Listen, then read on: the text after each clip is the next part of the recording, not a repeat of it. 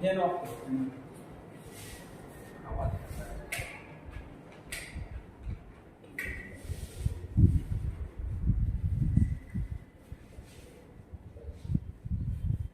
आज हम लोग डिस्कस करने जा रहे हैं वो सिलेबस के बारे में, और ये सेमेस्टर सेकेंड के जो सिलेबस है उसके बारे में हम लोग डिस्कस करेंगे। उसी को हम लोग को समझना। एक्चुअल में सिलेबस क्या कहता है हम लोग को पढ़ना है। सेमेस्टर सेकेंड में जो भी पढ़ रहे हैं उनके बारे में हम लोग को डिस्कस करना है।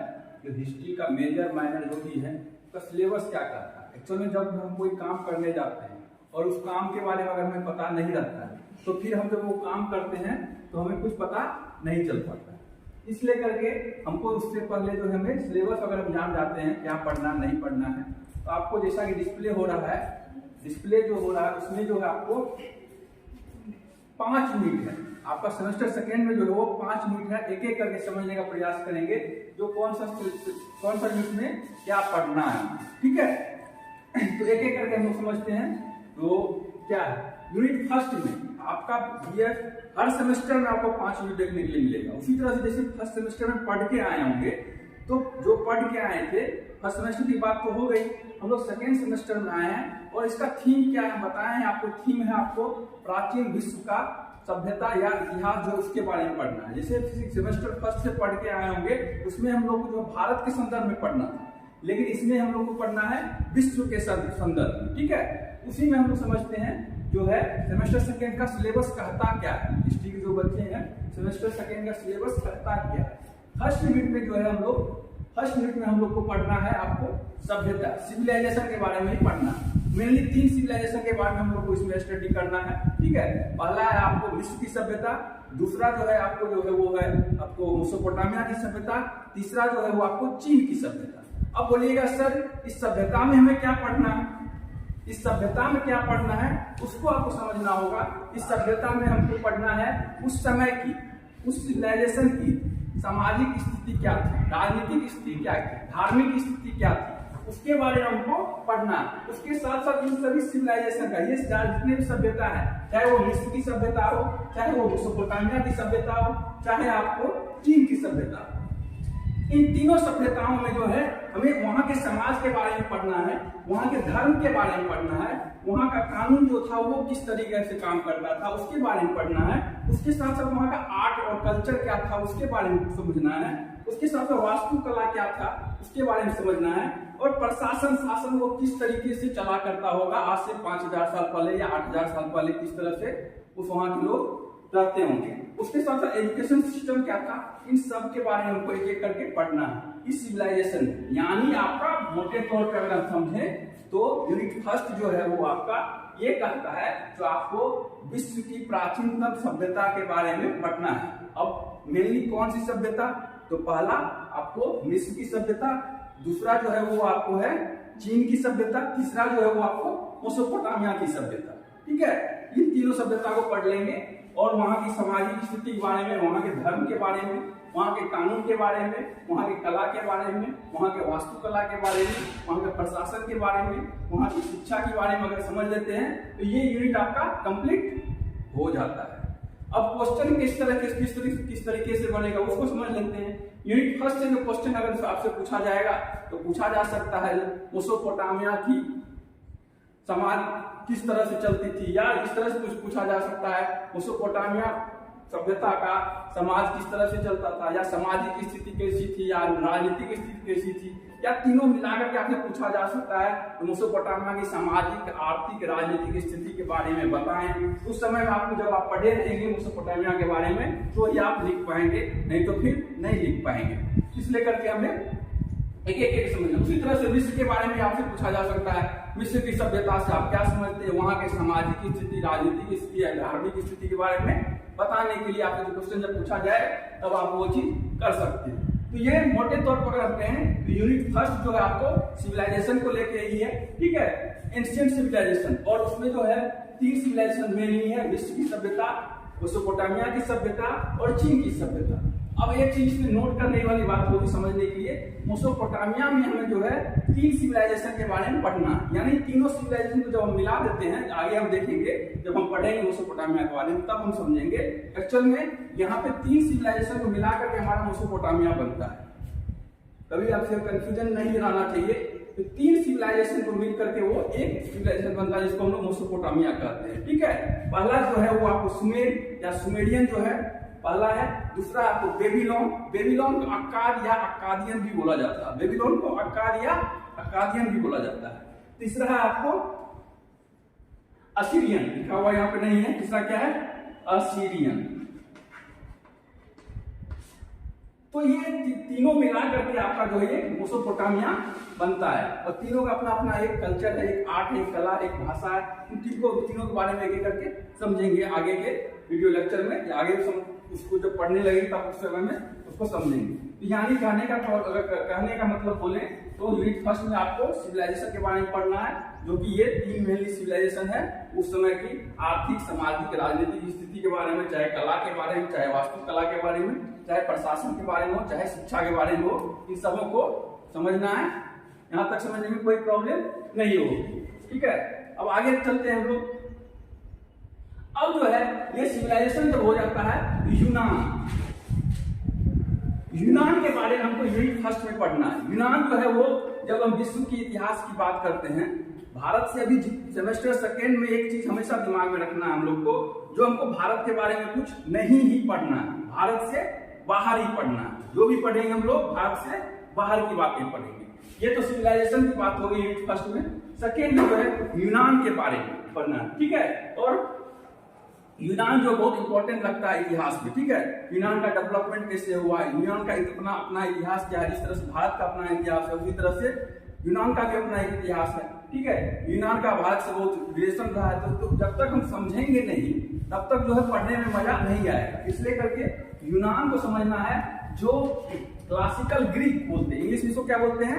ग्रीक बोलते हैं। क्या बोलते हैं इसको? यूनान को क्या बोलते हैं इंग्लिश में? ग्रीक। ठीक है, ये जो ग्रीक के बारे में हमको पढ़ना है, होमर युग क्या है उसके बारे में समझना है, और शास्त्रीय युग का डेवलपमेंट कैसे हो, यानी जो है ग्रीक का जो क्लासिकल ग्रीक जो है उसका जो है डेवलपमेंट किस तरीके से हुआ।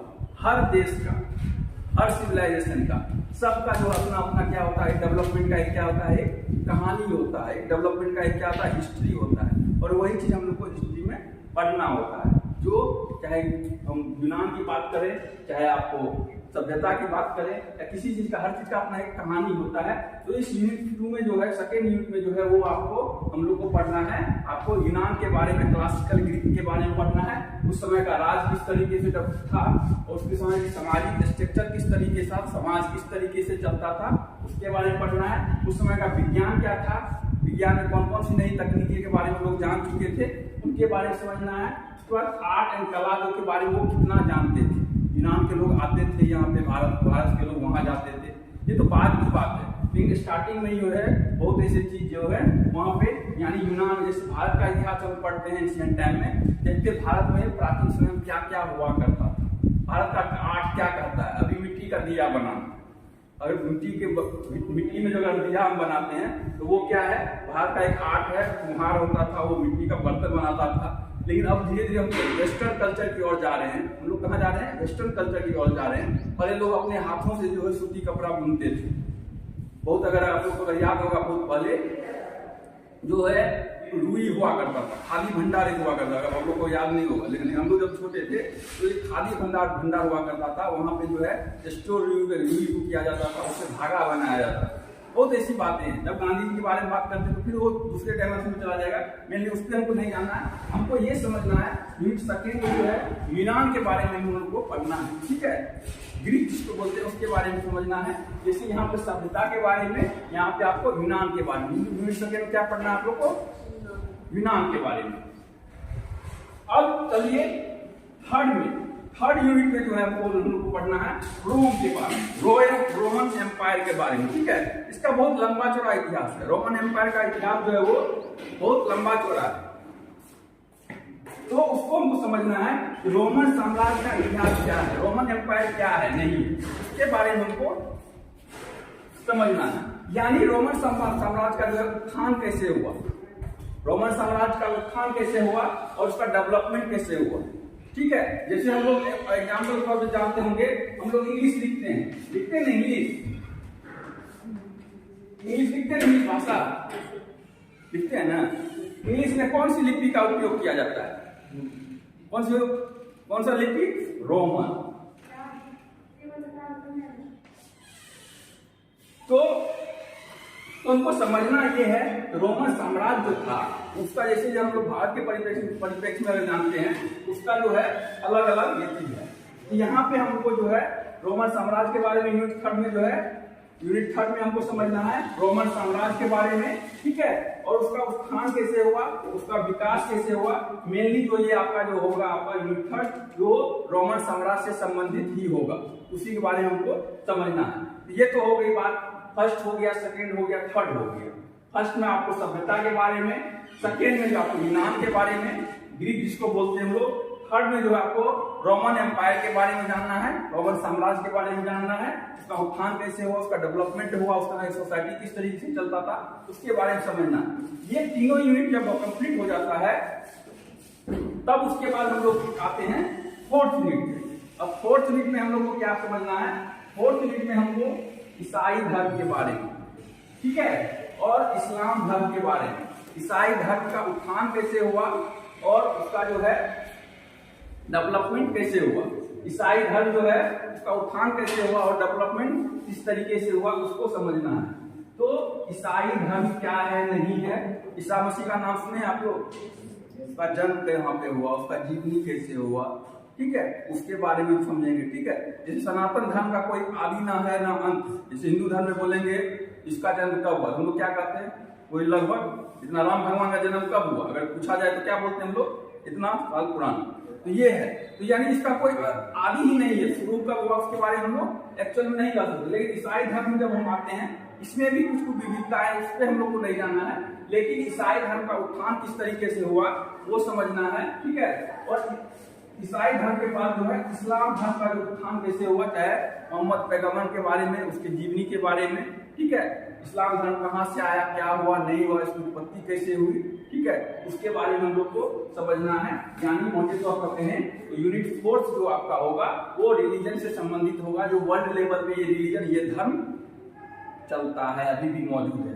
भारत से अगर बाहर हम जाते हैं वहां पर क्या मिलता है, ईसाई धर्म मिलेगा, इस्लाम धर्म मिलेगा, इस धर्म को मानने वाले लोग मिलेंगे आपको। अमेरिका चले जाएंगे, कौन सा धर्म मिलेगा वहां पे, ईसाई मिलेगा। ठीक है, तो उसी तरह से जो चले जाएंगे सऊदी अरब, वहां पे कौन सा धर्म मिलेगा, इस्लाम मिल जाएगा। ठीक है, तो ये चीज हमको समझना है, इस धर्म के बारे में हमको यूनिट फोर्थ में पढ़ना, यहाँ तो समझने में किसी को कोई दिक्कत नहीं।